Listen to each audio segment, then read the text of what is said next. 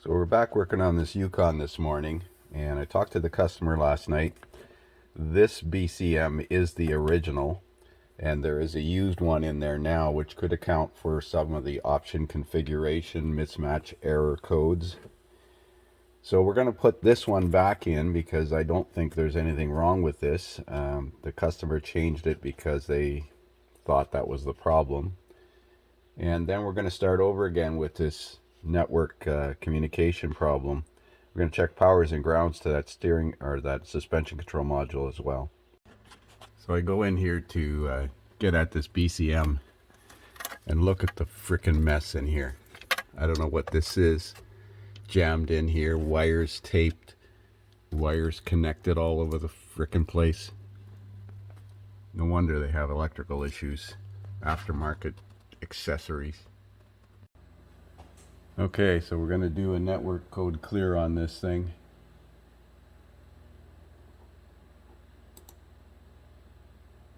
Now that I got the original BCM back in.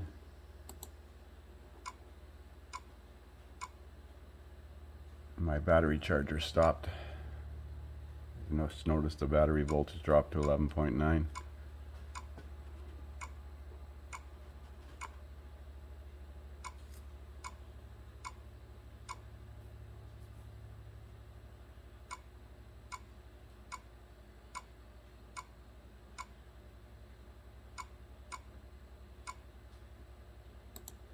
Okay.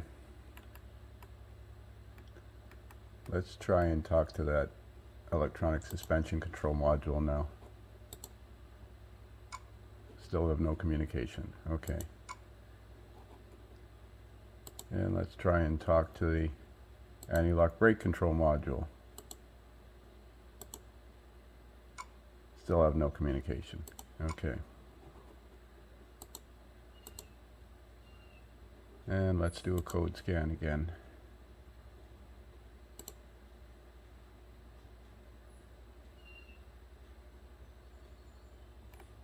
Like I said, this crankshaft variation relearn only usually happens. Lost communication with the BCM. That's a new code that wasn't there yesterday. Now with this original BCM. U0140, refer to OEM front end sensor. Well, it has a crash sensor. Passenger compartment dimming circuit. High speed communication enable circuit.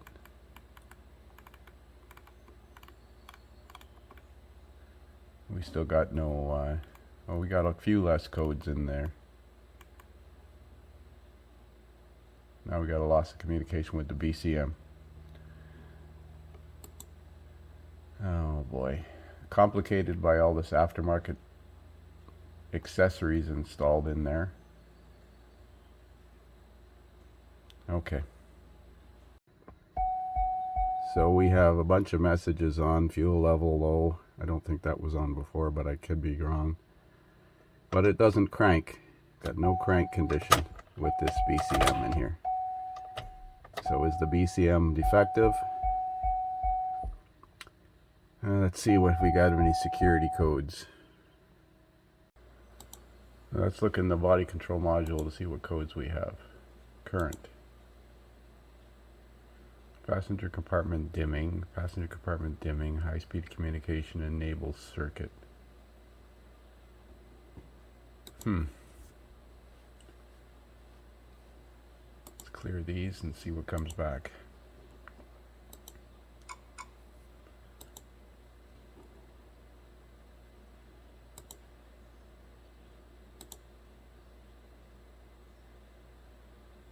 High speed communication enable circuit current DTC U2099.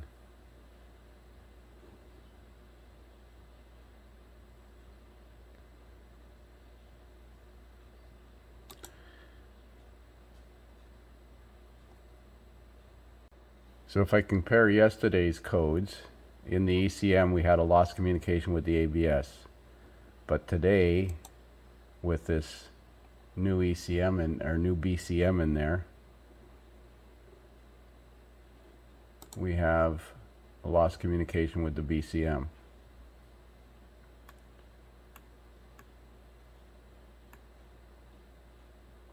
Let's look at this.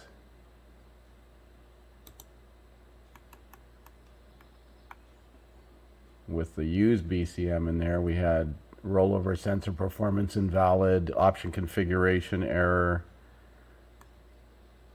lost communication with restraint sensor A. But with the correct BCM in there, we just have the airbag sensor code. Body control module, we have a high-speed communication enable circuit fault with the original BCM, but with the used BCM, yeah, we have that too. Lost communication with door module A, door module B, but this is the wrong BCM. So it's looking like the BCM has failed. Wow.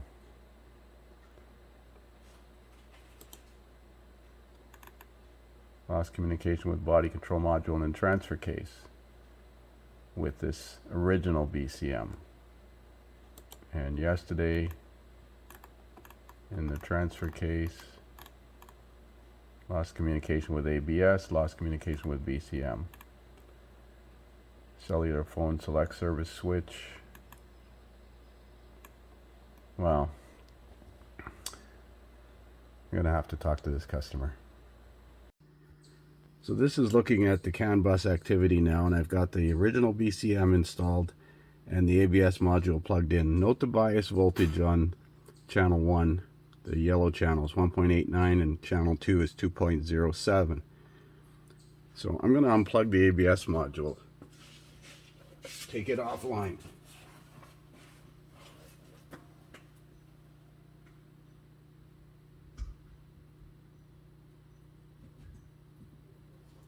Okay, it's unplugged now.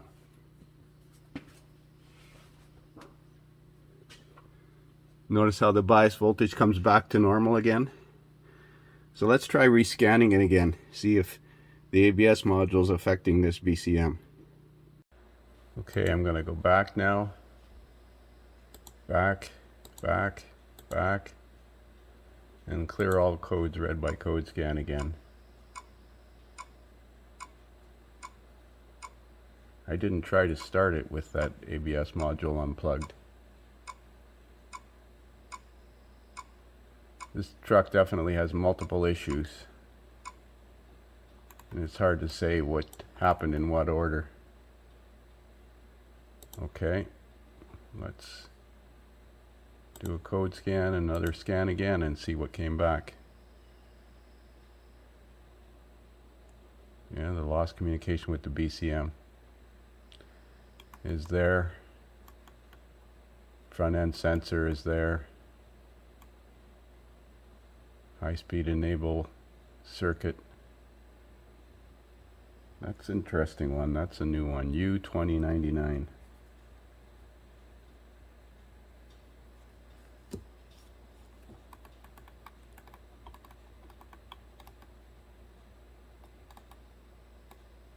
And the transfer case has lost communication with the BCM. So I think this BCM has failed, but the used BCM is not configured for the vehicle correctly. I don't know if it can be flash programmed to this vehicle or not. It's a different part number even. So the chances are it can't be. I gotta check with the parts department, but the phone lines are all down today for some reason. Oh well. I'll have to do a little bit more digging and see if they want to put a BCM in this thing first off. Now this doesn't have a fuel pump driver module because I believe this is the larger V8 engine, the 6 liter. No, it's 5.3. Well, why doesn't it have a fuel pump driver module? Maybe only the pickups did. This being a Yukon, it doesn't have a fuel pump driver module. I'm going to see if it'll start now. So I put the used BCM back in and it starts again. I cleared the codes out of the ECM and I'm checking, and that lost communication with the BCM is not there. So that original BCM, which is a part number 15943678, is defective. There's a problem with the ABS controller, which is compromising the CAN bus as well. And the used BCM is got mismatched programming in it, and I'm not sure if I can program it to this vehicle. It's a different part number. It's a 258-44479, which could very well be changed up. I'm going to try and do some research that way. So on the parts department's website, they have a list of OE number interchanges. The Dorman part number for this module is 502-000, but in the interchange it shows this one here, 258-44479, is the used one that's in there now, and 159-3678. 15943678 is the one that's in there. So that appears to be a compatible module. It's just got the wrong programming in it. So I'm going to try and connect to the vehicle and flash program this module with the proper software. We'll see what happens. Well, that's just wonderful. Please contact the help desk. I can't do that today because all the cell phone service in the country is down. So we finally got connected to GM today. We're going to try a replace and reprogram on the BCM. They're using service programming system, body control module. Next.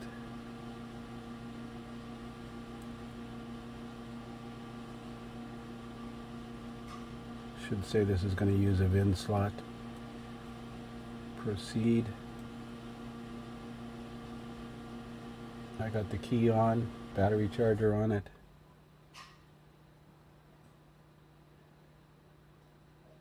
It's got the used BCM in it, which is something GM doesn't condone. And new software improved operation include fix for phantom wipe, and when rain sensing is enabled, new software PLGM inoperative issue, new software to improve operation exterior lighting. So for some reason the service programming system is not allowing me to continue. Everything is checked off. All the options are checked here, except locking. I don't know why that one's not checked. Let's try checking that. Oh, I don't know whether these two options. I don't know what the difference is. Per custom request, auto door locking off. Option no longer in DIC. I see, I had to select the option. And what's this one? Auto door lock option in DIC for at speed or out of park. Cannot disable auto door locking. I think that's one we'll go with. Auto door locking option in driver information center for at speed or out of park gear only. Okay, let's try this.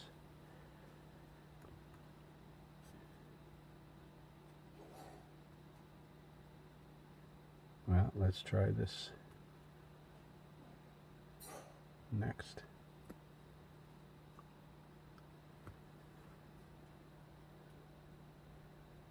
So there was an option for the door lock feature that you had to select. Well, we'll pick up when this gets to the end, hopefully. Well, the process seems to be hung for some reason. Well, I guess it just had to be patient. Maybe the server was busy. Okay, so it updated my VIN subscription.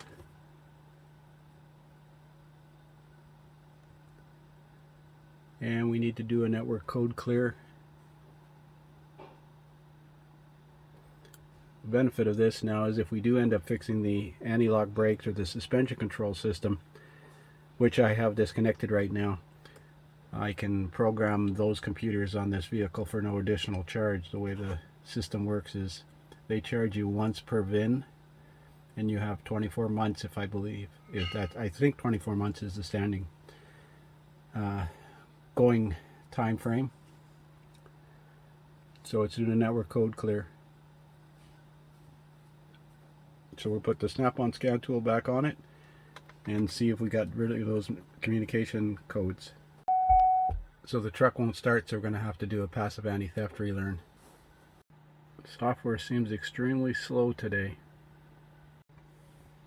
So we're going to perform a vehicle theft deterrent learn ECM or PK3 replace, I believe. So it used to be a 10-minute wait, now it's 12. So we have to be patient. This is why it's so important to have a clean battery charger installed. So we're down to 4 minutes.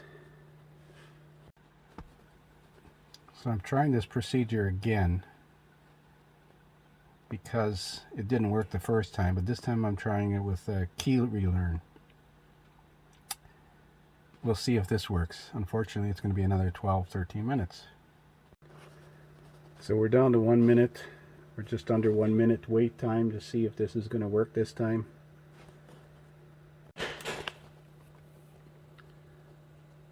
Alright, let's cycle the key off.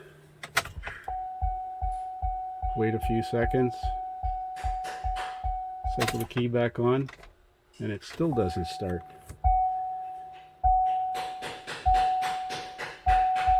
Yet there's no security message. Well, let's scan it and see what codes we have.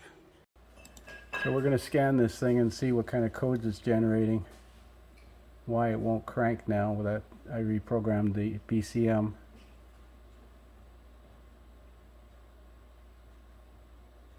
Yeah, that's the correct VIN. Code scan. Let's pre-scan it.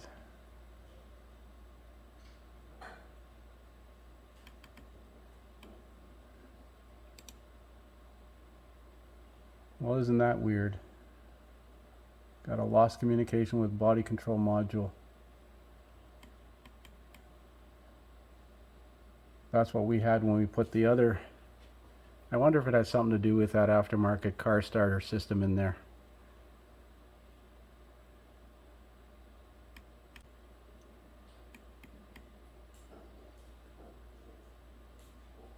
Option configuration error.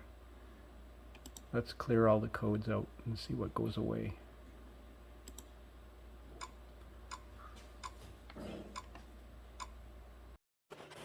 So here's an example of the aftermarket wiring that's in this vehicle. What's this little connector unplugged? I wonder if that's supposed to be plugged in there.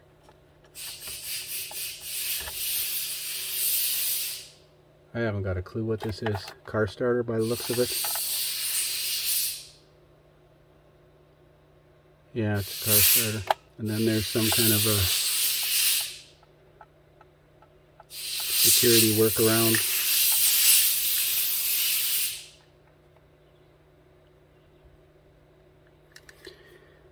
Oh, brother. Well, here's a testament to the workmanship. What they've done here on most of these connections is stripped a wire and wrapped a wire around it and then taped it. No solder, no connectors, no nothing. There's a couple of relays. There's a workaround. It could be tied into security.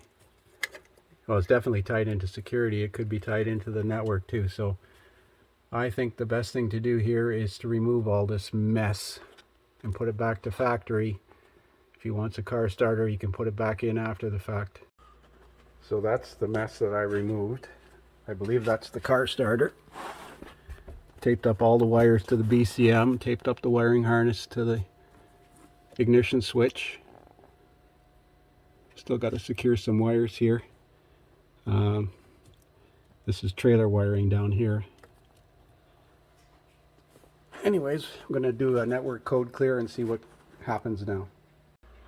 So we cleared controllers, 18 controllers. Let's do a post scan again and see.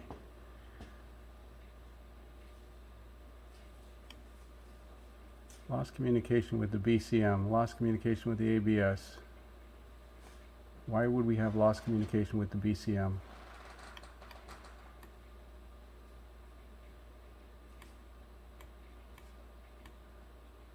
We still have the option configuration error. It's almost like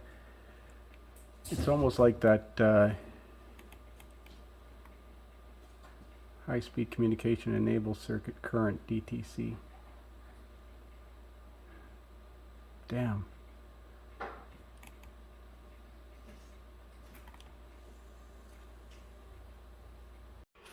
So I'm going to give up for now. I try to replace and reprogram. I put the original BCM in the vehicle, and I still have an option configuration error, so it's possible that you can't reprogram this used BCM in this year.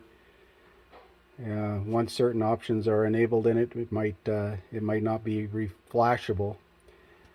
Regardless, now the vehicle won't crank, and I don't have a security error. I have a communication error. So I'm going to discuss these repairs with the customer, but I feel we need to put a new BCM in there before we can go any further. I'm starting to wonder if I still have a network communication issue, because you notice the Prundle indicator is off. Low fuel level wasn't there before, so that's like the fuel level message isn't being sent to the instrument cluster. And if there's a lack of communication between the BCM and the ECM, which is the code we have, that U0140, it won't crank, because that's how the crank event works. BCM communicates across the CAN bus to the ECM and requests the crank event. We don't have any security codes. We definitely have a network problem. Now, is it related to this aftermarket radio? And why did it fix itself when I put the used BCM in the first time? Well, I'm going to park it outside for now.